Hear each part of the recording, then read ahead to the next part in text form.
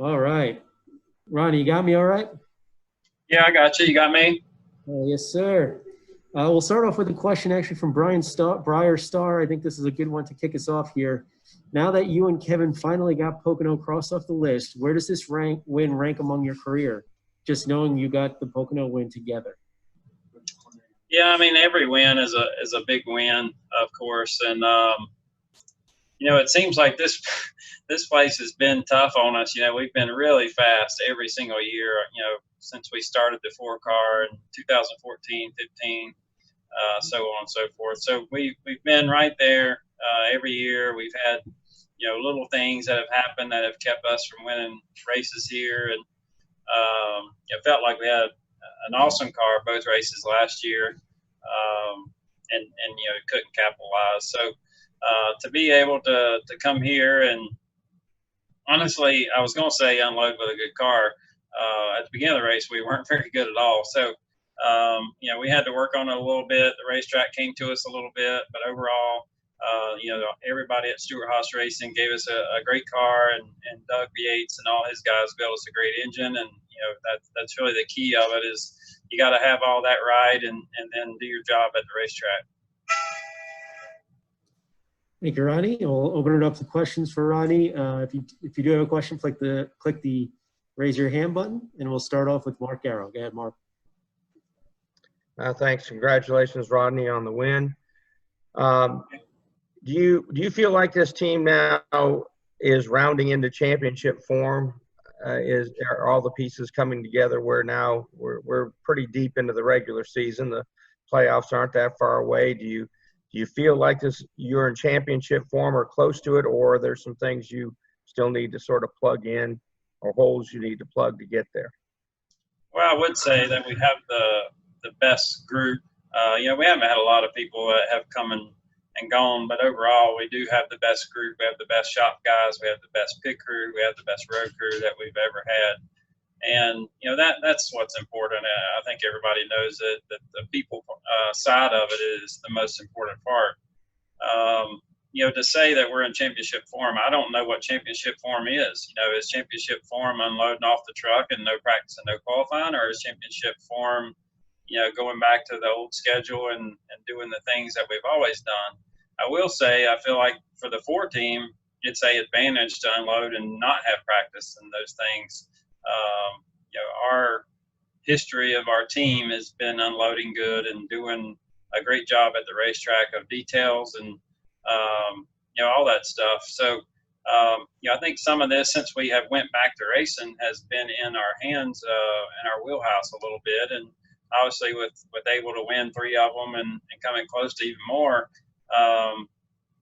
that part shows. So it's been a great deal for us so far, and hopefully we can keep it up. Thank you. Yep. Next we'll go with Bob Pockris. Go ahead, Bob. Yeah, Rodney, I have a couple. The first, does the teardown after winning, does that put you behind a little bit as far as getting stuff ready for tomorrow? Yeah, I mean, it will a little bit, but overall, I think hopefully we'll have enough time here. It's definitely going to be tight now that I looked at my watch and realized exactly what time it really is. Yeah, it's going to be pretty tight. And I'm supposed to be out there changing brakes and hubs. So the longer I'm on here, the more behind we're going to be. But we'll get it done. I think from a body standpoint, there was a little bit more damage on the car than what I thought there was. There's actually a hole in the nose, which probably wasn't helping at all. So somehow we've got to get that fixed tonight, along with doing all of our maintenance stuff and engine stuff, and hopefully get all that taken care of. And Kevin talked about challenges and everything, and I'm curious, you guys did have a couple of COVID positives in the shop. Has that impacted, you feel, at all the prep for the races? I would say it has. It's really been hard on the shop guys.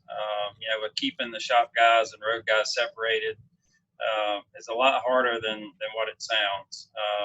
It takes everybody to get these things ready to race and get them ready to load on the truck. And last week before Talladega, I didn't go to the shop a single day Then this week I was only there for probably 3 hours one day. So we've tried to do everything that we can do to keep people as safe as possible. My engineer Dax, he has completely stayed away from the shop. He hasn't been to the shop in a month. So you know, you have to look at that. You know, you have to look at people like Kevin and myself and Dax and all those people that, well, you know, anybody on the race team can't be replaced, but you know, if it's a mechanic in the shop, at least there's another mechanic in the shop that can help out.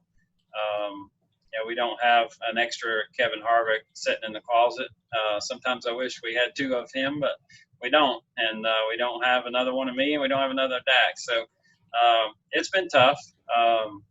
You know, everybody's been doing a great job with it, and you know, just trying to do our best. Thank you.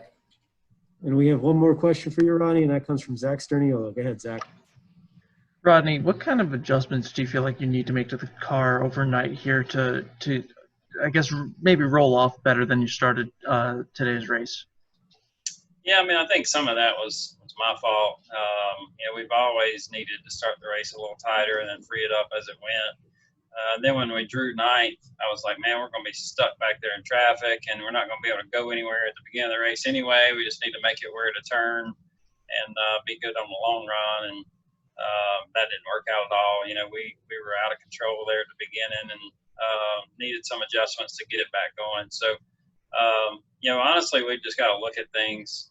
You learn so much by just inspecting the cars after the races and looking at your side skirts and everything up underneath and the splitter. And, you know, it's all about those small details. And hopefully that, and honestly, I haven't even talked to Kevin yet, so I'm not sure what we need to make better. He said after the race that we can definitely make it better. So getting his feedback and talking to our engineers and looking at the car will be key, and hopefully make some decisions before in the morning. And last one for you. Will strategy change much at all tomorrow with it being at least, I mean, it's just 10 laps longer, but with it being a longer race, will that change strategy at all? Yeah, I mean, the biggest thing that's going to change is just not having that competition yellow at the beginning of the race. You know, that was a kind of a key moment in there, and you know, starting 20th tomorrow is going to be tough. So,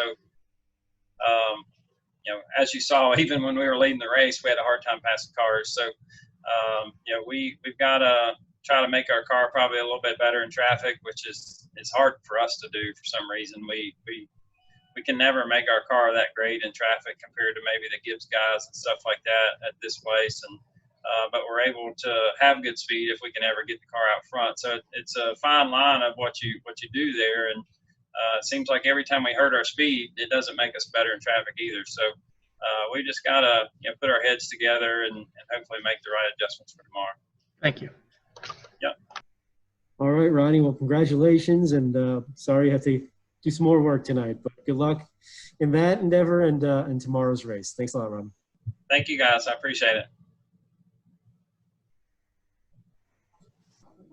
Thank you, everybody. That concludes today's post-race availability. As always, the video and audio will be on NASCARmedia.com. And we'll have another 3 of these tomorrow for the triple header, first ever at a track. All right, guys, have a great night. You're second only to Starman in your interview capabilities.